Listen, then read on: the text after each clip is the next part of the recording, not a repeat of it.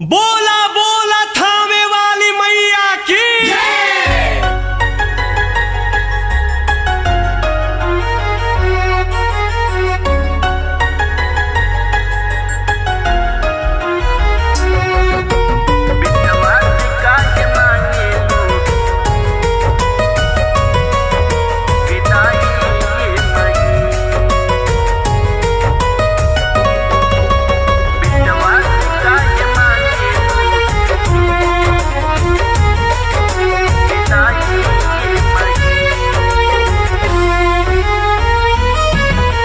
बिटवा से काहे मांगेलू विदाई ये मई।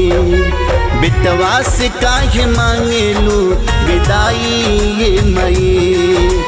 9 दिन के बाद होत बा जुदाई ये मई।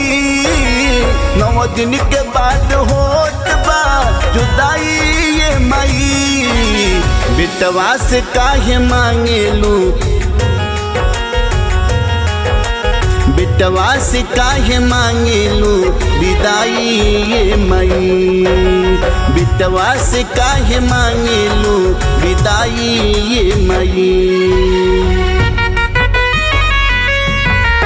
बिटवा से काहे मांगेलू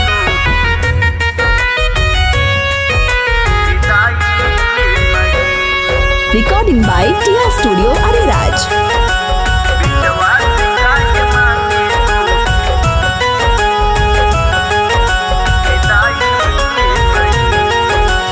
बरसेला दूनु नैनाई लोडवा के धार बा।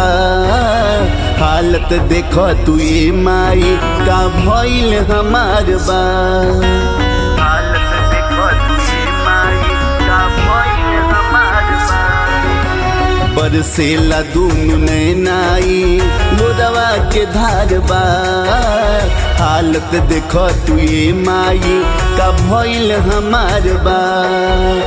माने न कितनु मनवा के मनाई ये मई। माने न कितनु मनवा के मनाई ये मई। बिटवा से काहे मांगेलू बिटवा से काहे मांगेलू विदाई ये मई। बिटवा से काहे मांगेलू विदाई ये मई।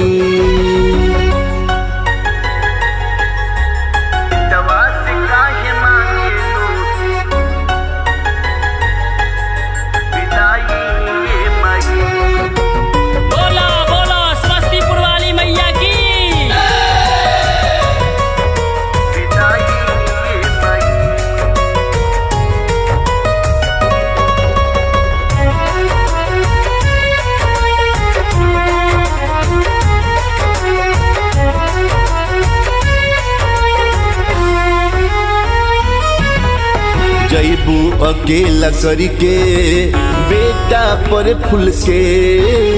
माफी दिह आदित्य के भइल पूजा में भूल के। माफी दिह आदित्य के भइल पूजा में भूल के। जैबू अकेला करके बेटा पर फूल के। माफी दिह उत्तम के भइल पूजा में भूल के।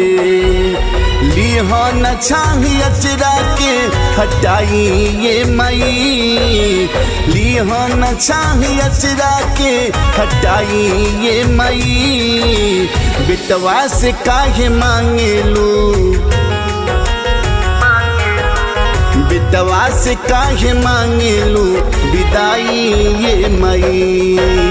बिटवा से काहे मांगेलू विदाई ये मई।